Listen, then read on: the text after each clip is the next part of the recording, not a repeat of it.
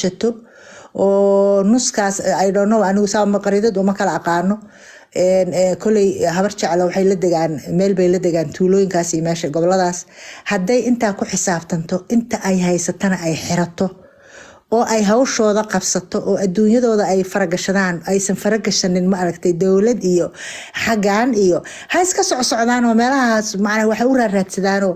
Puntlandtaas xoogaa ka ilbaxsan hadaba galaan ma sha Allah waa wax fiican waay laakiin inay dhahaan ciyaarihi waa nala ka reeb saana naloo galay xaga calaacal uma fiicna xilligan waxa u fiican inay isku duubni sameeyaan markay isku duuban yihiin إنجليزي تشكتة مريكان حتى أمي adiga shiinees ku maleeyo soo qabsee ما يفهمتي aniga shiinees واحد تيجي سرهم واعي إنه يسكت على وجه عنتها إيش أنا خير بنقول رجينا وايد كبح ayasik adiga leeb isoo invite garaysa anu hoos aan iska joogo waxa iska dhageysanahay abaayidayso adiga markaa hoos soo fadhiisatid qofkii inaad soo qabatid waay anna dadka isku mid yihiin saasa ku soo qabta waxaa meeshaada galay waxa shiine waxa arka waxa istaan markaasna waxaan shiinaysaa ku dhex fadhiyo meeshayda ma gashay maxaa ku jira meeshayda waxba kuma jiraan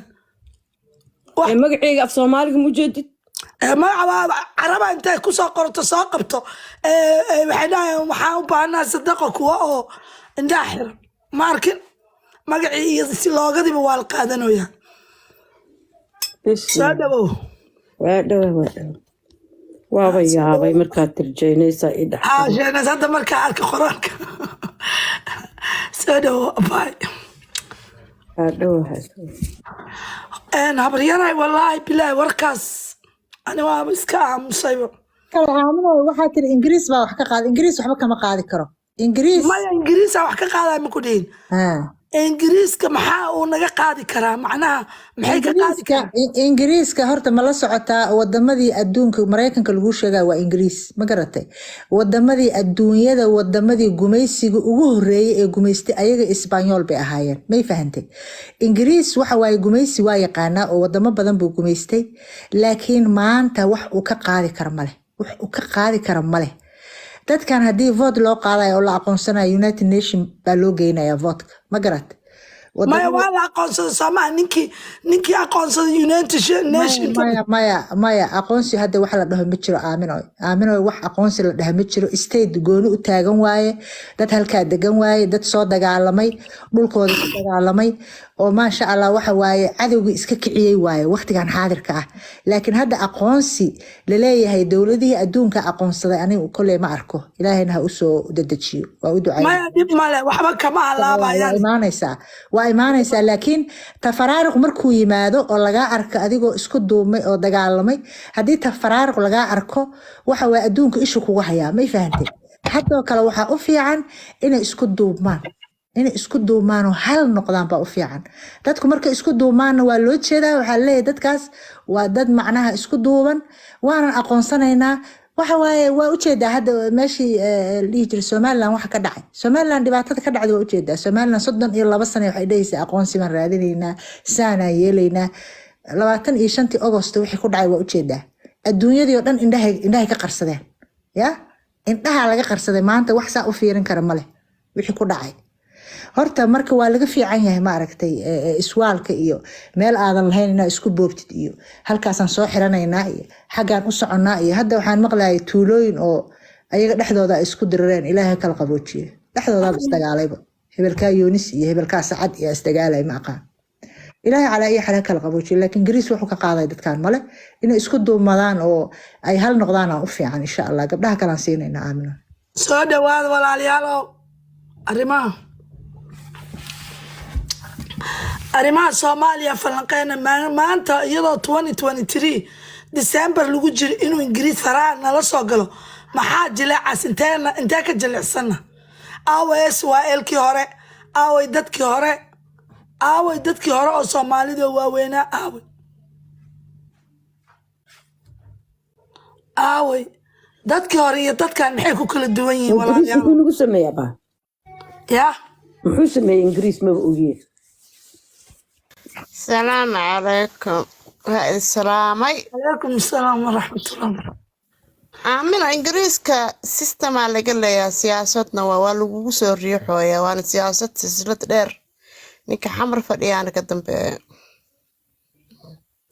aba ifahansiiye muxuu ingiriis nagu sameeyey ma ogiba ani wuxuu yiri Soomaaliya waqooyi maxuu ahaa iyaga anaa heshiisiinayo wax qaatumo la dhaho iyo wax Somaliland inay go'daan rabay Aamina waxaas hadda inaan fadhaqaysid ma jawaabtiisa sabtaniyaa siiyay waan la siiyay jawaabtooda. ma isaga aqoonsan karo marka waa inay dowladda Soomaaliya sii daysay ma aqoonsan karaa kula tahay dowladda Soomaaliya waa waxa fidnada wata oo ninka qolooyinkan la jirta saddex nin oo isla jira riixaya sheekada ninka Jabuuti oo in la aqoonsado Somaliland ما أقوس ما يعني قاتم مدن waxay ka soo dhigeen inay waxay ka tirsan yihiin ay u sheekeen laakiin ma aha taqaatum dowladda istaagtay waa xataa shaq laftigiisu waa idan aqoonsanay laftigeeda faraha ku gudan wina ma saxan xaalad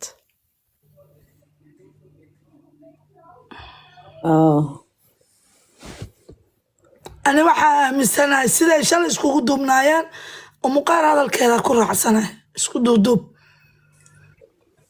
inay sidooda ahaadaan sidooda ay u taagnaadaan iyaga isku duubnaadaan halgankooda ku jiraan iyagii walaalayaashood bay iska rabsadaan ilaahayna hala jiro wixii wadanka Soomaaliya dhan raas casaan ilaa raas kambooni cadow ku eena Allah naga qabta noocuu raba ha ahaado Aamina ujeedada ka dambaysa inuu madaxweynahan hadda joogo oo Soomaaliya ujeedada uu u lug xirayo Khaatumo wax kale ma aha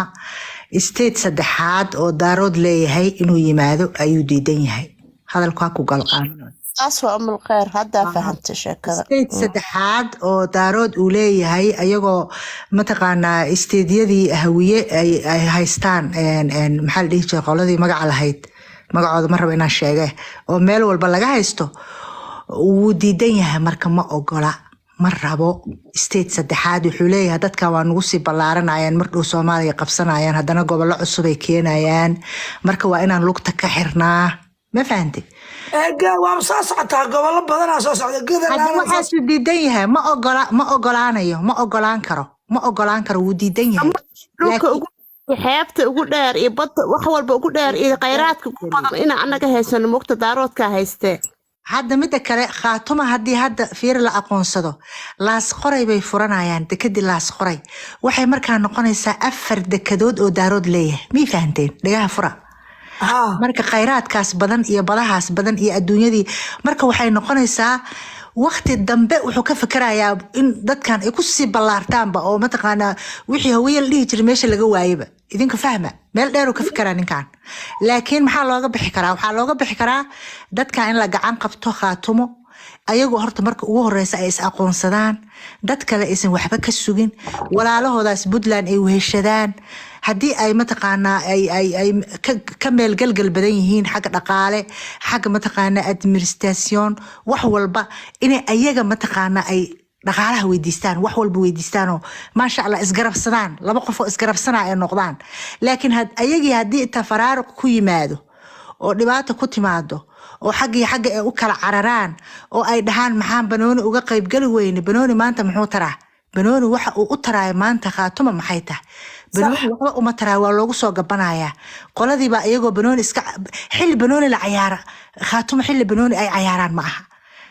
afarta hareerood baa laga hareereysan yahay meel walba laga taagan yahay inay deganaadaan baa loo diidan yahay Banooniga maanta ay u barooranayaan maxay tahay aniga waxaan qabaa dhalinyaradan meeshan soo galay TikTok inay Banooni ku eg tahay laakiin isimada iyo madaxda firdhiye uu kamid yahay iyo waxaas inay og yihiin Banooni inuusan faa'iido maanta u lahayn Banooni waxa qabsan kara dad jaal aqoonsan yahay oo maamul goboleed loo aqoonsan yahay oo madaxweynahooda uu daacad u yahay oo ra'iisul wasaaruhu daacad u yahay oo la rabo oo la soo dhaweynayo daawatan ku sheegay meeshii la dhihi jiray Galmudug hal xaafad ayadoo ahaasaa loogu wadi jiray galmudug waa ogeyd hal xaafada saa loogu wadi jiray galmudug maxaa lagu bartay halka xaafada lagu bartay hadda ma lama baran halka xaafada lagu bartay liana waxa wadi jiray ra'iisul wasaarihi Khayra iyo kii ka horeeyay yaa wadi jiray laakiin maanta dhanka ma aragtay ninka la dhaho magaciisa ii sheega xamse dhankiisa ayay Khaatuma ka liicsan tahay waatuu intuu halkaa soo fariistay yiri 2 sano anagu maana aqoonsan meel lagu aqoonsadan maana u jeedin ma garatay ninka ra'iisul wasaare waxba kama sheegay laakiin hadaladiisu asdhaaf nin meesha ku qumarna maba aha oo meesha noo fadhiya ma garateen baayo ma naga daysaan qabiilka maya waa iska daynaa laakiin qasba qabiilka ma ka daysaan meesha Soomaalinimo u hadashaan saasa qurux badan maya runtaa waa ra'iisul wasaare wuxuu yahay kuma dheeraanay waxa dhan ee dhibaatada noo haysato oo hada qabiil maana sheegay walaalay faraaruq in isriixriixeen inuu qabiil maana sheegay hada gabaray wadagalaada qabiil maana sheegay ana xamsan ka hadlay ra'iisul wasaare xamsi wuxuu yiri baan iri anigu aan sheegay ma wax kala iri ma qabiil baan magacaabay gabadha maxaa ku dhacay gabadha saaka ma quraacan baan walaalay koob shaah shubo bal ama kafee shubo